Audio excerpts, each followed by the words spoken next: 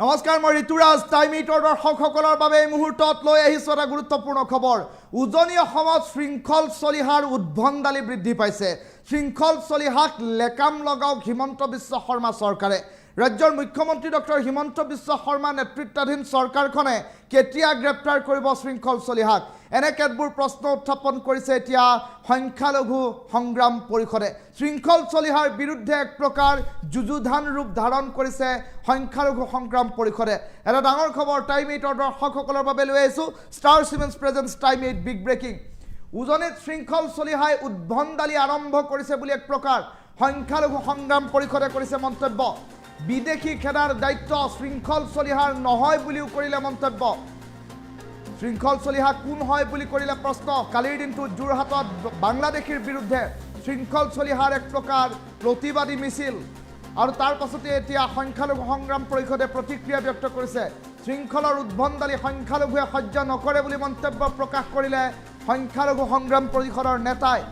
শৃংখল চলিহাক শীঘ্ৰেই নাকি লগাবলৈ আহ্বান জনালে হিমন্ত বিশ্ব শৰ্মা নেতৃত্বাধীন চৰকাৰলৈ। ৰাজ্যৰ মুখ্যমন্ত্ৰী ডক্টৰ হিমন্ত বিশ্ব শৰ্মা চৰকাৰে শৃংখল চলিহাক গ্ৰেপ্তাৰ কৰক বুলিও এক প্ৰকাৰ দাবী উত্থাপন কৰিলে। নহ'লে উজনিত অশান্ত পৰিস্থিতিৰ শৃংখল চলিহা দায়ী হ'ব। উজনিত অশান্ত পৰিস্থিতিৰ বাবে শৃংখল চলিহাই দায়ী হ'ব বুলি মন্তব্য প্ৰকাশ কৰিলে সংখ্যালঘু সংগ্ৰাম পৰিষদে। শৃংখল চলিহাই ইয়াৰ পৰিণাম ভুগিব লাগিব বুলিও এক প্ৰকাৰ সকিয়নি প্ৰদান কৰা পৰিলক্ষিত হ'ল। শৃংখল চলিহাক স্পষ্ট সকিয়নি সংখ্যালঘু সংগ্ৰাম পৰিষদৰ। এটা গুৰুত্বপূৰ্ণ খবৰ এই মুহূৰ্তত টাইম 8ৰ দৰ্শকসকলক জনাই আছোঁ।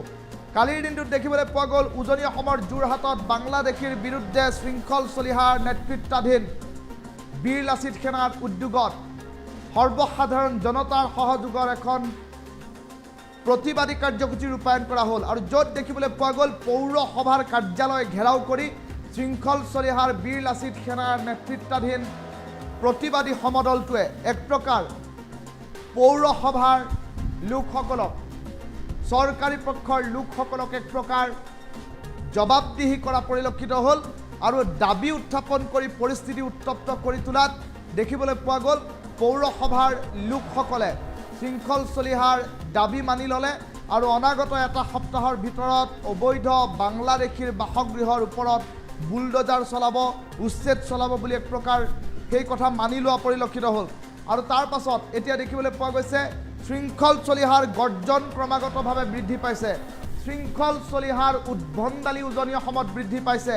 এনেধৰণৰ কেতবোৰ পৰিণাম এতিয়া ভুগিব লাগিব শৃংখল চলিহাই। এই কথা সংখ্যালঘু সংগ্ৰাম পৰিষদৰ এগৰাকী নেতাই মন্তব্য প্ৰকাশ কৰিছে। ৰাজ্যৰ মুখ্যমন্ত্ৰী ডক্টৰ হিমন্ত বিশ্ব শৰ্মা নেতৃত্বাধীন চৰকাৰে শৃংখল চলিহাৰ দৰে উদ্ভণ্ডালি কৰা এগৰাকী নেতাক গ্ৰেপ্তাৰ কৰক। বিদেশী খেদাৰ দায়িত্ব শৃংখল চলিহাৰ নহয়।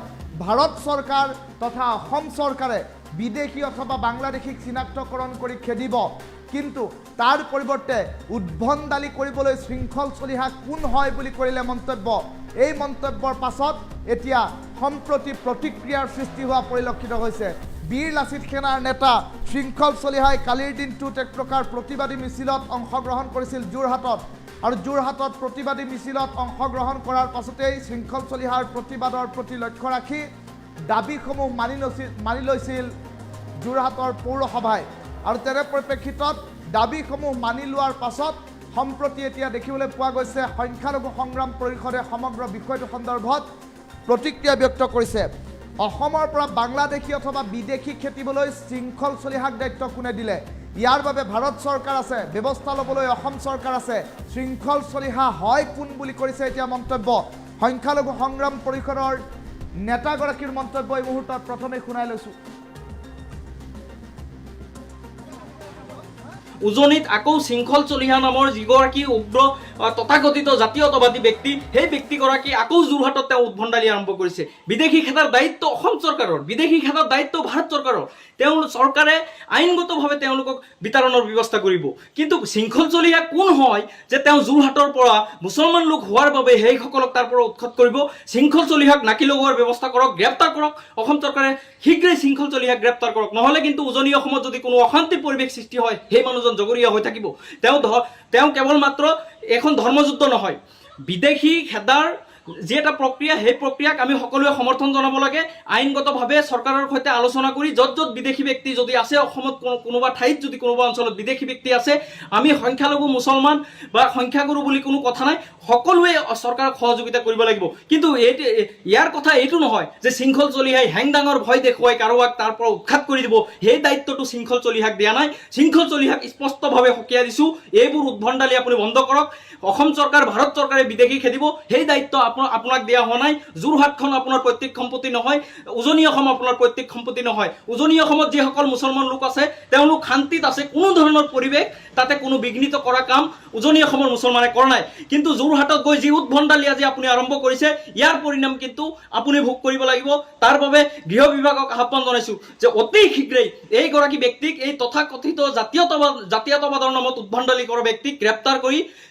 উজনি অসমত যাতে কোনো ধৰণৰ অশান্তিৰ পৰিৱেশ সৃষ্টি নহয় সেই ব্যৱস্থাটো কৰক উজনিত আকৌ শৃংখল চলিহা নামৰ যিগৰাকী উগ্ৰ তথাকথিত জাতীয়তাবাদী ব্যক্তি সেই ব্যক্তিগৰাকী আকৌ যোৰহাটত তেওঁ উদ্ভণ্ডালি আৰম্ভ কৰিছে বিদেশী খেদাৰ দায়িত্ব অসম চৰকাৰৰ বিদেশী খেদাৰ দায়িত্ব ভাৰত চৰকাৰৰ চৰকাৰে আইনগতভাৱে তেওঁলোকক বিতৰণৰ ব্যৱস্থা কৰিব কিন্তু শৃংখল চলিহা কোন হয় যে তেওঁ যোৰহাটৰ পৰা মুছলমান লোক হোৱাৰ বাবে সেইসকলক তাৰ পৰা উৎখাত কৰিব শৃংখল চলিহাক নাকি লগোৱাৰ ব্যৱস্থা কৰক গ্ৰেপ্তাৰ কৰক অসম চৰকাৰে শীঘ্ৰেই শৃংখল চলিহাক গ্ৰেপ্তাৰ কৰক নহ'লে কিন্তু উজনি অসমত যদি কোনো অশান্তিৰ পৰিৱেশ সৃষ্টি হয় সেই মানুহজন জগৰীয়া হৈ থাকিব তেওঁ কেৱল মাত্ৰ এখন ধৰ্মযুদ্ধ নহয় বিদেশী খেদাৰ যি এটা প্ৰক্ৰিয়া সেই প্ৰক্ৰিয়াক আমি সকলোৱে সমৰ্থন জনাব লাগে আইনগতভাৱে চৰকাৰৰ সৈতে আলোচনা কৰি য'ত য'ত বিদেশী ব্যক্তি যদি আছে অসমত কোনোবা ঠাইত যদি কোনোবা অঞ্চলত বিদেশী ব্যক্তি আছে আমি সংখ্যালঘু মুছলমান বা সংখ্যাগুৰু বুলি কোনো কথা নাই সকলোৱে চৰকাৰক সহযোগিতা কৰিব লাগিব কিন্তু ইয়াৰ কথা এইটো নহয় যে শৃংখল চলিহাই হেংদাঙৰ ভয় দেখুৱাই কাৰোবাক তাৰ পৰা উৎখাত কৰি দিব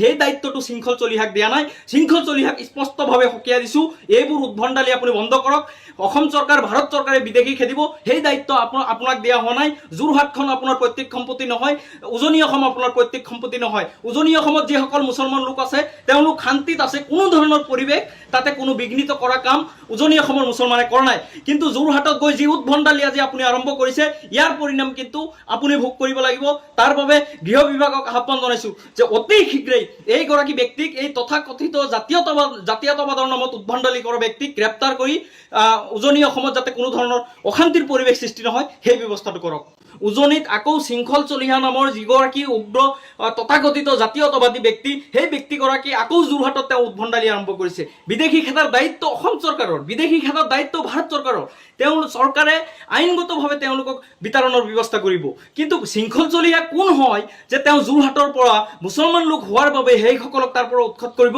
শৃংখল চলিহাক নাকি লগোৱাৰ ব্যৱস্থা কৰক গ্ৰেপ্তাৰ কৰক অসম চৰকাৰে শীঘ্ৰেই শৃংখল চলিহাক গ্ৰেপ্তাৰ কৰক নহ'লে কিন্তু উজনি অসমত যদি কোনো অশান্তিৰ পৰিৱেশ সৃষ্টি হয় সেই মানুহজন জগৰীয়া হৈ থাকিব তেওঁ কেৱল মাত্ৰ এখন ধৰ্মযুদ্ধ নহয় বিদেশী খেদাৰ যি এটা প্ৰক্ৰিয়া সেই প্ৰক্ৰিয়াক আমি সকলোৱে সমৰ্থন জনাব লাগে আইনগতভাৱে চৰকাৰৰ সৈতে আলোচনা কৰি য'ত য'ত বিদেশী ব্যক্তি যদি আছে অসমত কোনোবা ঠাইত যদি কোনোবা অঞ্চলত বিদেশী ব্যক্তি আছে আমি সংখ্যালঘু মুছলমান বা সংখ্যাগুৰু বুলি কোনো কথা নাই সকলোৱে চৰকাৰক সহযোগিতা কৰিব লাগিব কিন্তু ইয়াৰ কথা এইটো নহয় যে শৃংখল চলিহাই হেংদাঙৰ ভয় দেখুৱাই কাৰোবাক তাৰ পৰা উৎখাত কৰি দিব সেই দায়িত্বটো শৃংখল চলিহাক দিয়া নাই শৃংখল চলিহাক স্পষ্টভাৱে সকীয়াই দিছোঁ এইবোৰ উদ্ভণ্ডালি আপুনি বন্ধ কৰক অসম চৰকাৰ ভাৰত চৰকাৰে বিদেশী খেদিব সেই দায়িত্ব আপোনাক দিয়া হোৱা নাই যোৰহাটখন আপোনাৰ পৈতৃক সম্পত্তি নহয় উজনি অসম আপোনাৰ পৈতৃক সম্পত্তি নহয় উজনি অসমত যিসকল মুছলমান লোক আছে তেওঁলোক শান্তিত আছে কোনো ধৰণৰ পৰিৱেশ তাতে কোনো বিঘ্নিত কৰা কাম উজনি অসমৰ মুছলমানে কৰা নাই কিন্তু যোৰহাটত গৈ যি উদ্ভণ্ডালি আজি আপুনি আৰম্ভ কৰিছে ইয়াৰ পৰিণাম কিন্তু